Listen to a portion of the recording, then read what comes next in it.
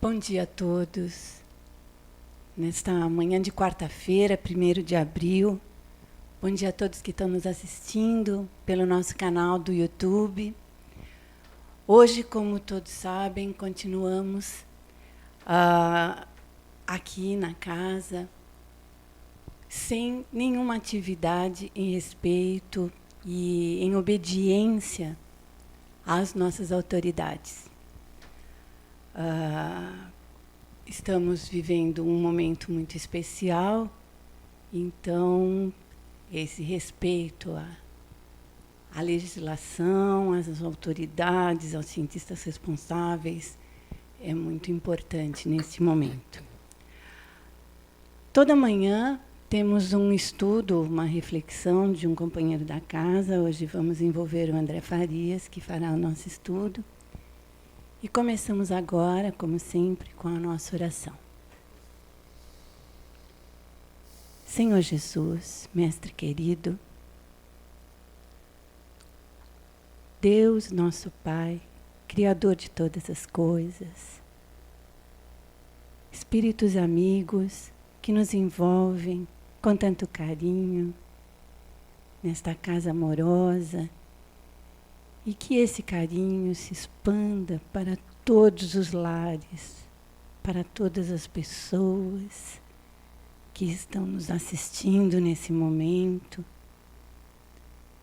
e que ajudem com que possamos estar com o coração aberto, com a mente limpa e com bastante disposição para podermos, nesses momentos, nos desligarmos de tudo e nos concentrarmos nessa importante reflexão que o nosso companheiro André Farias estará fazendo.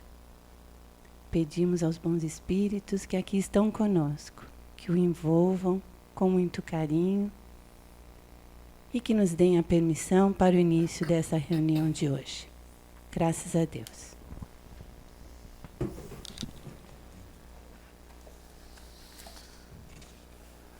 Muito bom dia a todos. Que possa o bom Deus nos auxiliar e os bons espíritos que incessantemente seguem nesse suporte, nesse trabalho, né,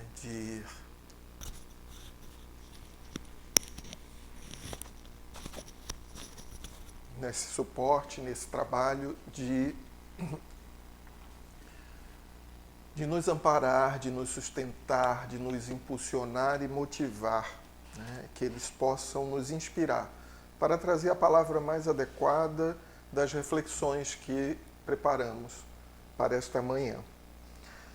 E nos coube, né, o estudo do Evangelho segundo o Espiritismo, capítulo 12, itens 7 e 8, que tem como subtítulo: se alguém vos bater na face direita, apresentai-lhe também a outra. Muitas vezes, quando a gente ouve, né, esse tipo de solicitação, a gente até... como? Realmente, como? Como é difícil ainda para nós, depois de tanto tempo dessas orientações de Jesus, a gente aplicá-las. Mas vamos lá. Esse item está no capítulo 12, como falamos, que trata do amai os vossos inimigos.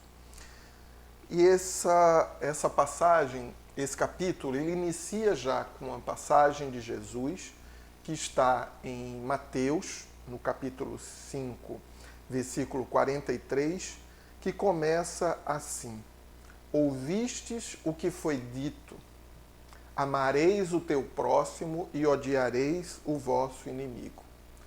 E no próprio item que nos coube a reflexão, até num versículo um pouco anterior a esse, ele coloca também: ouvistes o que foi dito, olho por olho, dente por dente. Vamos interromper um pouco aí, depois seguimos com o que Jesus segue nessa reflexão dele. É interessante quando ele coloca ouvistes o que foi dito, né? Em outros pontos, inclusive, ele coloca ouvistes o que foi dito aos antigos.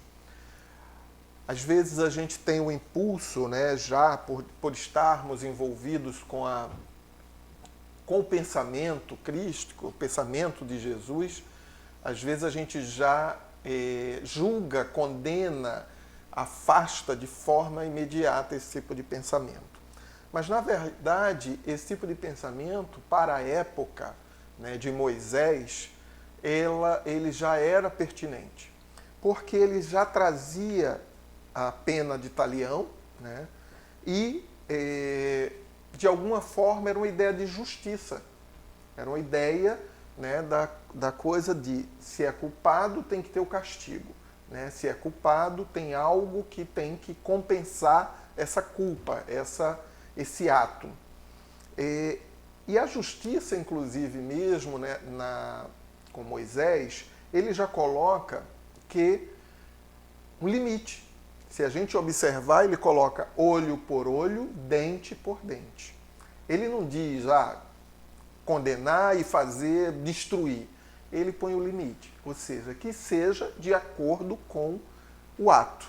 Né? Ou seja, se tem um problema no dente, se foi pelo dente que ele fez, que ele pelo dente é que ele pague. Né? Que ele pelo dente que seja justiça. O próprio Jesus, ele também já trazia essa ideia, né, em algumas passagens, quando ele, com Pedro, inclusive, ele diz, mete tua espada na bainha, né? Porquanto aquele que matar com a espada perecerá pela espada. Então Jesus também traz a ideia de justiça, né, dessa forma, ou seja, sim, existe um equivalente, existe uma consequência equivalente, não necessariamente um castigo, mas uma consequência equivalente. Então, é interessante que a gente reflita sobre isso e não rechace de forma total e completa.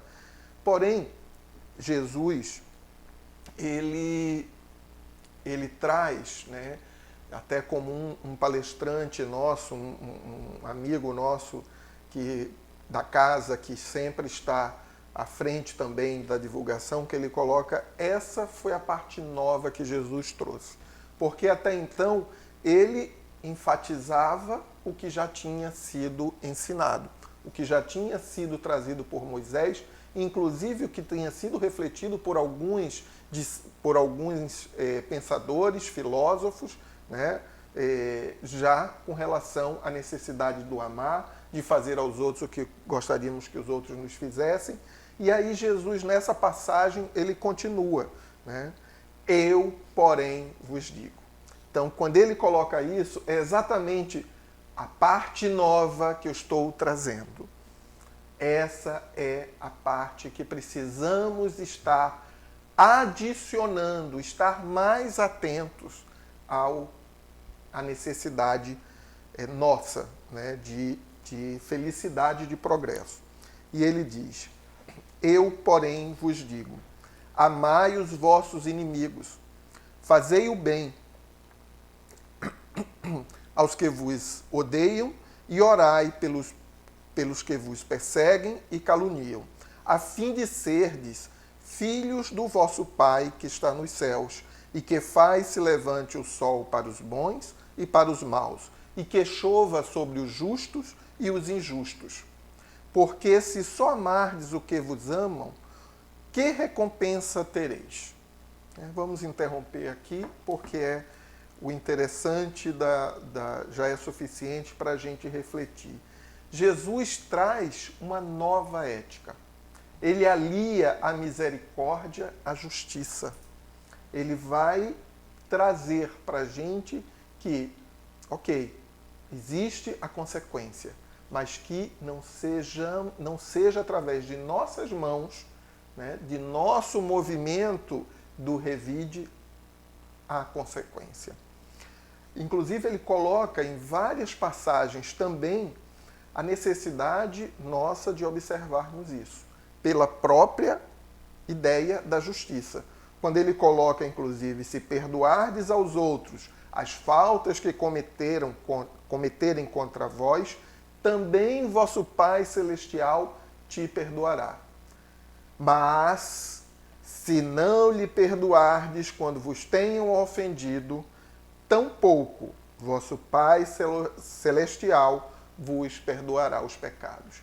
Então, ele lembra que se nós estamos revidando, fazendo o mal, né, ou desejando o mal, nós temos tanto quanto problemas com a justiça, como também aquele que nos ofendeu, né? No Evangelho, no próprio Evangelho, no capítulo 10, que é o Bem-aventurados os que são misericordiosos, muitas vezes a gente pensa, não, então até é bom a gente refletir sobre isso, porque o pedir perdão significa apagar, quando eu peço perdão pelos meus pecados, significa apenas o ouvide, né? o esquecimento do que eu cometi. E não é bem assim. Na reflexão trazida pelo Espírito João, bispo de Bordeaux, nas Instruções dos Espíritos, tem um trecho que ele diz assim: pedindo perdão para as vossas transgressões, o que lhe pedis é o favor de suas graças, para não cairdes de novo. É a força necessária para enveredardes por outros caminhos, os da submissão e do amor, nos quais podereis juntar a reparação ao arrependimento. Então, é interessante que ele coloca isso na postura nossa de quando pedimos perdão. Então, se nós temos que ter essa possibilidade, a oportunidade, por que não aquele que nos ofendeu? Nos estudos, nós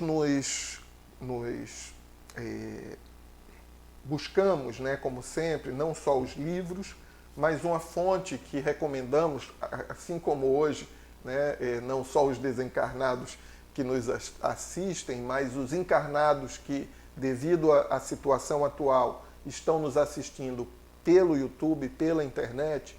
Essa é uma grande fonte também de estudo, de informação.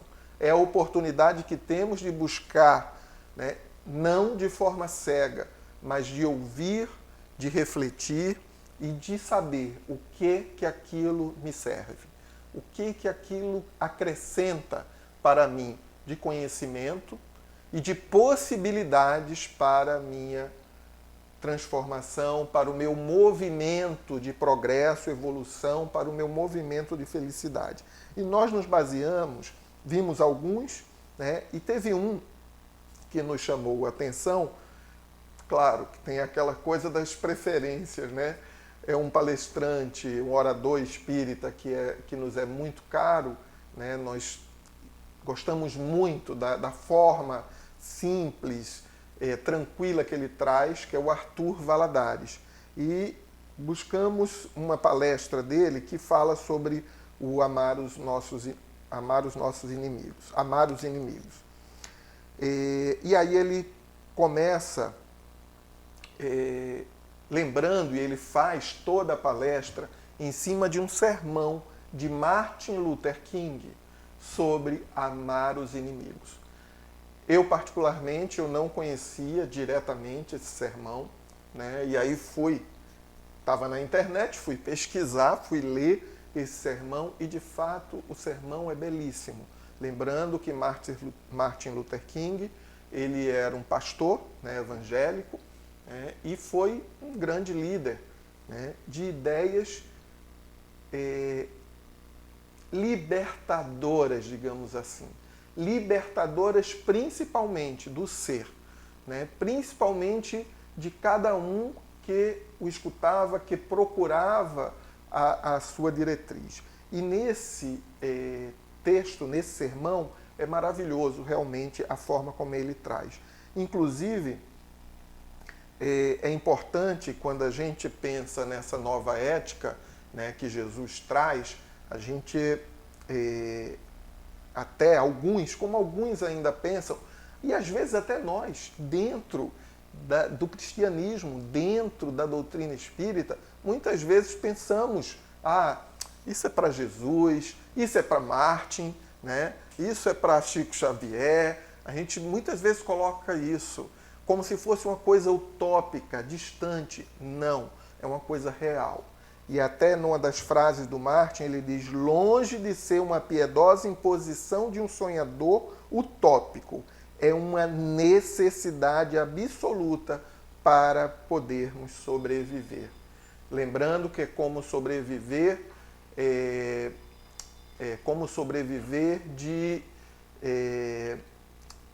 como espíritos imortais, como viver bem, como buscar a nossa felicidade.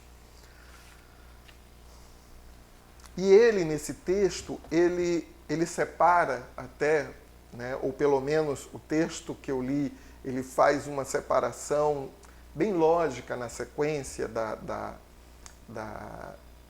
reflexão do Martin, que é o como amar os inimigos e o porquê amar os inimigos. E o como, ele começa, ele inicia como a necessidade de nós desenvolvermos e mantermos a capacidade de perdoar. É muito lindo, é muito legal esse texto quando ele começa quando ele fala sobre o perdão, ele diz que o ato do perdão deve partir sempre de quem foi insultado. E ele não fala no texto que é a partir do pedido de perdão daquele que insultou. Porque quem dá o perdão não depende que o outro solicite o perdão. Isso é uma coisa interessante para a gente observar. Nesse livro, né, Boa Nova, Psicografia de Chico Xavier pelo espírito Humberto de Campos, ele traz num capítulo que faz referência ao perdão, eu vou puxar só um iniciozinho, que é, só lembrando, eu acho que é boa a referência, de repente uma leitura para esses dias aí de isolamento. Esse livro, eu acredito inclusive que ele tem em PDF disponível na internet, que da FEB algumas edições, eu acho que essa tem disponível na internet. Esse livro, ele traz passagens de Jesus, eu diria que sob a ótica dos espíritos, né? É importante lembrar, nós que estamos numa doutrina, né, ou que acreditamos na imortalidade da alma, de que continuamos, quando Jesus aqui esteve, já tínhamos espíritos desencarnados, né? E espírito também nos variados graus de situação, assim como hoje vivenciamos, seja encarnado ou desencarnado. E espíritos que acompanhavam Jesus e registravam da mesma forma que os evangelistas, né, trouxeram nos evangelhos, também registravam de alguma forma a passagem. E é interessante que nesse livro ele enriquece passagens de Jesus, conhecidas de todos, com muitas vezes um enriquecimento, né? Seja da palavra, não necessariamente que tenham sido aquelas palavras, mas que aumenta ainda mais a intensidade, ajudando inclusive a compreensão dos sentimentos de Jesus. E em determinada passagem, quando Pedro, até nesse capítulo, naquela da pergunta, né, de Pedro, quantas vezes devemos perdoar, né, aquele que nos ofende, ou as ofensas, e tem aquela resposta que devemos perdoar 70 vezes, 7 vezes cada ofensa. Olha que tem gente que faz planilha, hein? Hoje em dia, com os recursos, faz até planilha para calcular isso. Mas sabemos que a ideia é de forma infinita, a qualquer tempo, sem contagem. Pedro questiona, né, Jesus, se a gente, para perdoar, deveria aguardar que o infinito, que o inimigo ou que o ofensor se arrependesse. E Jesus responde, vamos pegar só um trecho dele aqui, que diz: em nenhuma circunstância cogites de saber se o teu irmão está arrependido. esquece o mal e trabalha pelo bem. Quando ensinei que cada homem deve conciliar-se depressa com o adversário, busquei salientar que ninguém pode ir a Deus com um sentimento de odiosidade no coração. Não poderemos saber se o nosso adversário está disposto à conciliação. Todavia, essa é a parte que nos cabe, podemos garantir que nada se fará sem a nossa boa vontade e pelo esquecimento dos males recebidos. Se o irmão infeliz se arrepender, estejamos sempre dispostos a ampará-lo e, a todo momento, precisamos e devemos olvidar o mal. Então a gente vê novamente o reforço, nosso da necessidade do perdão. E quando ele fala sobre o mal, isso não significa dizer que não é ignorar a má ação, mas que ela não seja uma barreira nas nossas relações. A gente não vai ignorar, obviamente, a má ação. A própria reflexão, quando a gente observa e estuda, Kardec traz nas reflexões sobre o Evangelho sobre isso, a nossa ainda dificuldade sobre o que é o amar, até hoje, o que é de fato o amar. E o Martin ainda diz numa frase muito interessante, que ele diz: o perdão é o catalisador que cria a atmosfera necessária para de novo partir e recomeçar. Só que ele lembra, e nós também estudamos de forma exaustiva dentro da doutrina, dentro dos próprios evangelhos, que é o perdão verdadeiro. Não é o perdão apenas labial. Não adianta de nós, eu te perdoo, mas eu não vou querer conversa mais contigo. Não é o perdão que traz, que diz, eu te perdoo, mas esquecer nunca. Então, é o perdão verdadeiro, é o perdão do coração. É o perdão que muitas vezes a gente coloca na situação do outro, do ofendido. Eu estou perdoando o outro. Não, o perdão nos alivia, nos liberta de um sentimento ruim. Quando a gente faz esse movimento, a gente está deixando aquele saco de pedra que a gente está colocando a mais para carregar e pensar por que o outro me fez isso. Sabemos que muitas vezes hoje a gente já, graças a Deus, pela nossa condição, a gente já consegue estancar pelo menos o movimento do revide, do movimento do pensamento de vingança. A gente já consegue fazer isso, mas ainda assim a gente fica remoendo, pensando, por que fulano fez isso? Por que... E muitas vezes a gente ainda não revida pela condição e situação social que a gente se encontra.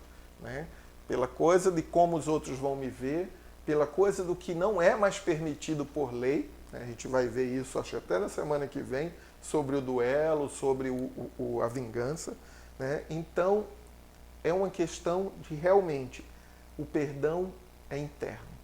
Não tem a ver com o outro, tem a ver conosco, que nos colocamos muitas vezes como vítimas. A gente vai refletir um pouco sobre isso. O outro ponto que Martin traz, reflete, Emmanuel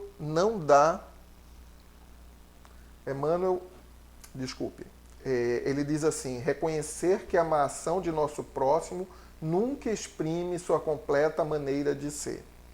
Então, muitas vezes a gente toma aquela má ação, aquela situação, como sendo a própria pessoa. Emmanuel, numa das suas reflexões, ele diz que não há no mundo vítimas nem algozes integrais. Nós estamos imperfeitos, não é que somos imperfeitos. Nós estamos no momento que estamos trabalhando a nossa perfeição. Então, até relembrando novamente Jesus, quando diz, se perdoardes, né, o teu irmão, Pai Celestial nos perdoará, é porque nós ainda precisamos. Nós ainda não somos puros, perfeitos. Nós necessitamos do perdão. Então, até mesmo nesse movimento de inimigo, né, que muitas vezes temos, né, numa encarnação eu sou a vítima, na outra eu sou o algoz. Ou às vezes numa mesma encarnação a gente fica nessa gato e rato. Vou revidar porque eu fui magoado. E o outro, agora eu vou revidar porque eu fui magoado. A gente não consegue ainda nem sequer fazermos o que da lei mosaica, do olho por olho, dente por dente. Porque a gente quer ir ao extremo com o outro, até o aniquilamento. Isso a gente vê, é interessante, quando a gente vê, inclusive, pessoas condenadas pela justiça comum, pela justiça dos homens, e que pelo próprio movimento da justiça, por um processo normal, natural, definido, porque não é uma punição eterna, é uma possibilidade de recuperação.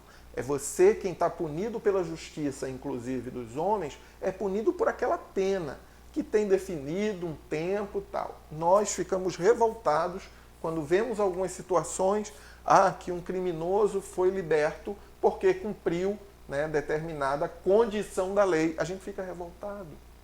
Como assim? Se ele cumpriu. Né?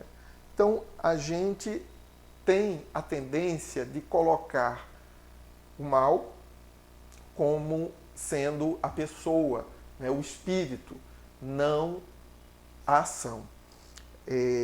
A gente precisa realmente precisamos combater o mal, mas o mal com L. Combater o mal com o bem, que é o seu opositor, o mal com L. Não é combater o mal com o U. Na verdade, o que a gente precisa é ajudar, auxiliar esse temporário mal com o U, digamos assim. Isso é muito importante que a gente esteja atento. A gente precisa lembrar exatamente dessas condições, assim como nós muitas vezes respondemos às situações que nos apresenta de acordo com o nosso momento, com o que nós estamos vivenciando naquele momento. Seja por um aborrecimento em nossa casa, seja por uma situação de uma doença. Muitas vezes nós temos escusas para as nossas ofensas dessa forma. Né? E é interessante que no livro Jesus no Lar, Neio Lúcio, através da psicografia de Chico Xavier, ele traz que também são passagens de Jesus, né? E nessa visão do mundo espiritual, lembrando e aproveitando até a oportunidade, esse livro ele faz uma referência aos encontros de Jesus no lar de Simão Pedro, na possibilidade do encontro em casa. E mais do que nunca, nós, nesse momento, nos encontramos em nossas casas. A possibilidade de cultivar, de alimentar, de trabalhar, de estudar o Evangelho de Jesus em nossas casas. E ele se encontrava ao final do dia, das pregações, e conversavam acerca, né, dos evangelhos, acerca de alguma necessidade de trabalho, de sentimentos. E exatamente numa situação onde alguns discípulos trazia, né, uma preocupação, porque tinha sido ofendido na via pública, tinha se colocado numa situação de ofensa tal, e aí o mestre, puxando a todos, né, fez algumas reconfortou aquele coração, né, daquele discípulo, e depois ele chamou a todos e trouxe um conto, uma história, uma parábola, né, e que ele diz que um grande explicador dos textos de Jó, ele organizou uma escola, né, e trazia, né, aproveitava o seu saber, o seu conhecimento para trabalhar com aqueles que buscavam os temas. E aí ele, um discípulo, um aluno, busca esse explicador e diz que não consigo, né, trabalhar com os revides, com os ataques que a gente recebe em praça pública, nas vias e tal. E aí ele pega aquele discípulo, dá a mão e vamos por Jerusalém andar, e começa a observar aqueles pedindo esmola. Ele dá a mão ao discípulo e sai nas ruas pedindo esmola em prol do templo. E aí ele observa, né, que a maioria apenas negava, né, ou com indiferença, ou até dava, mas com indiferença. E aí ele coloca que alguns, primeiro apresenta-se um homem, que respondeu de forma áspera, né, zombando inclusive deles. Então, ele pega a mão do discípulo e sai atrás daquele homem para entender a condição, a situação atual daquele homem. E logo, alguns passos adiante, vê o homem cair, né, e com dores terríveis, mortais, de uma cólica, de uma situação doentio, que já o perturbavam naquele momento que ele respondeu de forma áspera. E aí eles seguem. E aí um outro cidadão olha, né, não responde e olha com um olhar muito rancoroso e duro. E ele segue aquele homem também e observa que aquele homem tinha uma filhinha morta em sua casa, né, estava passando por um momento difícil.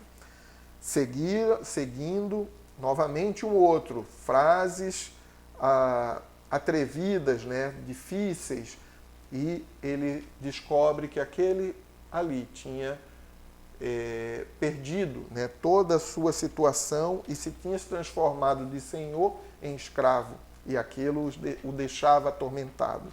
Um outro também que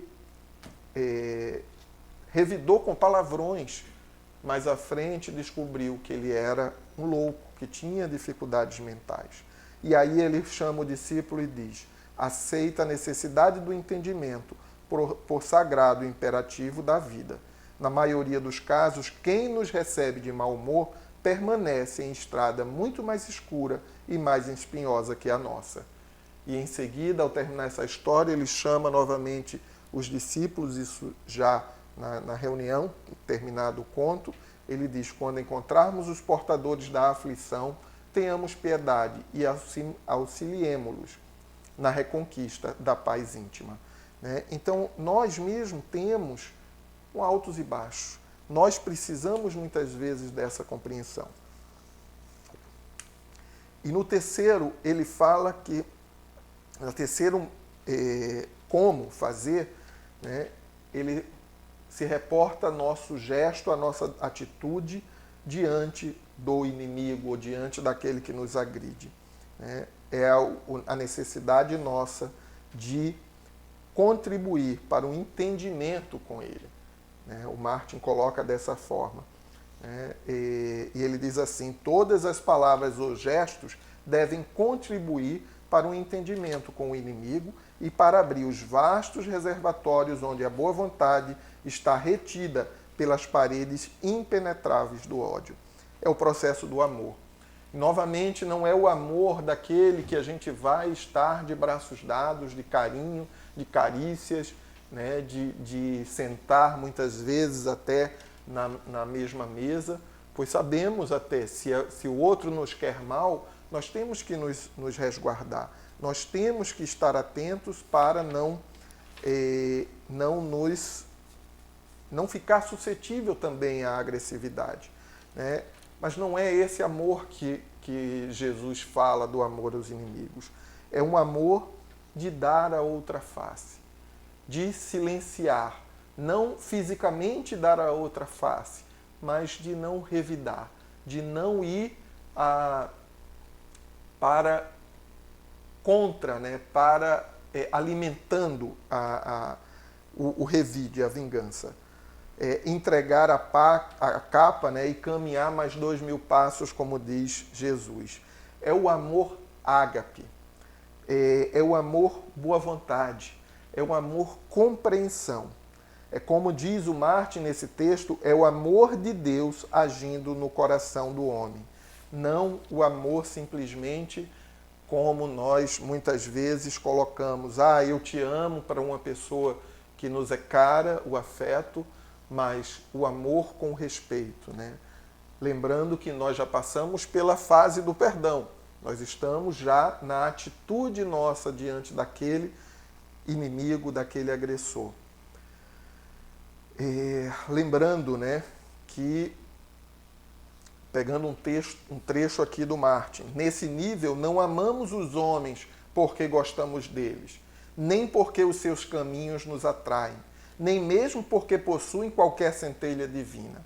Nós os amamos porque Deus os ama. E aí não tem como a gente lembrar da oração que Jesus nos ensinou, né? Como ele inicia, Pai nosso que estás nos céus. E se ele diz Pai nosso, é Pai nosso, de todos, indistintamente. Ele não diz que é só Pai daquele que eu amo, é de todos, né? Então é nessa necessidade. Nessa medida, amamos a pessoa que pratica a má ação, embora não concordemos ou detestemos até a ação que ela praticou, né? Lembramos de uma frase muitas vezes dita, né? Sejamos nós a estação terminal do mal. Chico, numa palavrinha que ele diz, que é trazida, né, na reflexão da Sueli Caldas Schubert, de cartas trocadas de Chico Xavier com um presidente, né, o Vantuil, da Federação Espírita Brasileira, em 1947, ele traz, após o irmão colocar para ele algumas dificuldades de agressões dentro da doutrina, inclusive, ele coloca assim: o que me contas é impressionante. De qualquer modo, peço-te não entregar o coração a essas sombras. Sei como isso te dói na alma sensível, posta a serviço de tua consciência nobre e reta. Mas deixa a água do silêncio trabalhar nesses incêndios trazidos pela incompreensão e pela ingratidão de muitos. E aí até a Sueli comenta, né? Revidar, defender-se, contra-atacar é lançar gasolina no fogo da incompreensão. E mais à frente ele coloca na carta: não esmoreças, nem te sensibilizes demasiado. Entrega a Jesus as pedras que te forem lançadas. Ele há de utilizá-las em construções divinas para o teu futuro. Então, isso é muito importante que a gente tenha em mente, né? E é importante quando nós colocamos essa situação, né, da não violência. Lembramos de Gandhi, né, quando ele coloca sobre a Satyagraha, não sei se é assim que se pronuncia, que ele também diz: tenho também a chamado de força do amor ou força da alma, identificando esse amor como amor a ágape, né? Pela primeira vez, no início da minha busca pela verdade que não admitia o uso da violência contra um adversário, pois o mesmo deve ser desarmado dos erros com paciência e compaixão. E isso a gente precisa ter em mente, que é também deve ser a nossa busca, né?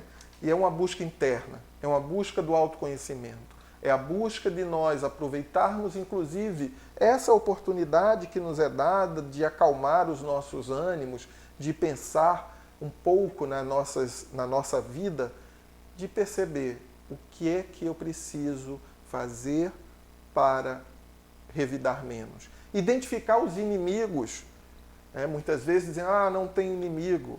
Mas não é necessariamente o inimigo daquele que tem que matar ou morrer, mas os inimigos de alguma situação, de muitas vezes daquilo que não concordamos com o que nós pensamos, que nós acreditamos.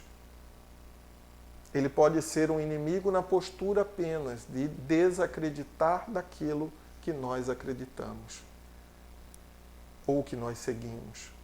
Que a gente possa refletir de que forma eu estou trabalhando isso em mim, que busca eu estou trabalhando em mim, né? E o principal motivo para que a gente busque, né, o amar é que, como diz Martin, retribuir o ódio com o ódio multiplica o ódio e aumenta a escuridão de uma noite já sem estrelas. A escuridão não expulsa a escuridão, só a luz o pode fazer. O ódio não expulsa o ódio, só o amor pode fazer.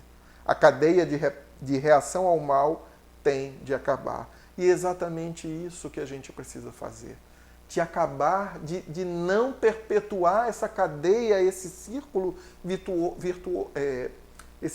círculo vicioso do revide. Porque uma hora eu sou vítima, outra hora eu sou algoz. E dentro do Espiritismo, não tocamos tanto nisso, mas ainda a gente tem essa necessidade, porque a gente tem a confirmação da imortalidade da alma, da continuidade nossa do que nós somos, dos sentimentos que nós vivenciamos, que nós trabalhamos, nós continuamos. A rebeldia do mal, ou seja, precisamos frear, né? Precisamos trabalhar em nós, né? Porque a gente sabe que essa rebeldia é o que causa e nos mantém no sofrimento. E a reencarnação como mecanismo da justiça divina, da possibilidade nossa de misericórdia, do ensejo ao bem, e o ensejo a qualquer tempo, a qualquer hora.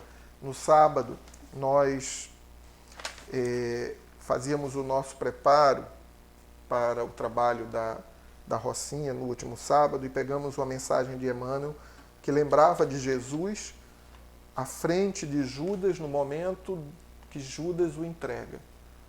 E Jesus ainda diz, já sabendo, né, daquela intenção, tanto é que ele diz isso aos demais, Jesus diz, a que viestes, amigo? Dando a oportunidade do movimento do bem ao nosso irmão Judas, que já se transformou, que muitas vezes ficamos presos a essa imagem, condenando Judas de que ele já está à frente. E é isso que nós precisamos, dar oportunidade ao nosso próximo, né? Que possamos aproveitar essa pausa que nos é dada, né, em nossas vidas no mundo, para refletir, lembrando aquilo que Jesus diz, se tendes algo, né, contra o teu adversário, deixa a oferenda no altar, no pé do altar, e vai reconciliar-te com o adversário. Que a gente possa aproveitar esse momento, pausar a oferenda no altar e nos conciliar com os adversários. Lembrando que os adversários estão dentro de nós. Os sentimentos estão dentro de nós. E precisamos trabalhar esses sentimentos para possibilitar a reaproximação. Seja nesse momento, através das redes sociais, através de um telefonema, né? Mas principalmente a reconciliação interna. Que Jesus nos abençoe, que possamos sempre seguir o Mestre, lembrando de todas as lições, do amor incondicional, do amor ágape, que possamos amar as criaturas porque Deus as ama. Assim seja. Obrigado, André, por suas reflexões, por esse seu estudo, por essa mensagem que nos cala tão fundo no coração. E assim vamos ao nosso encerramento, lembrando do Mestre Jesus, agradecendo a todas as mensagens que Ele nos trouxe através da sua vivência junto de nós. Obrigado, Jesus, pelo seu exemplo. Obrigado, Jesus, por nos ajudar tanto.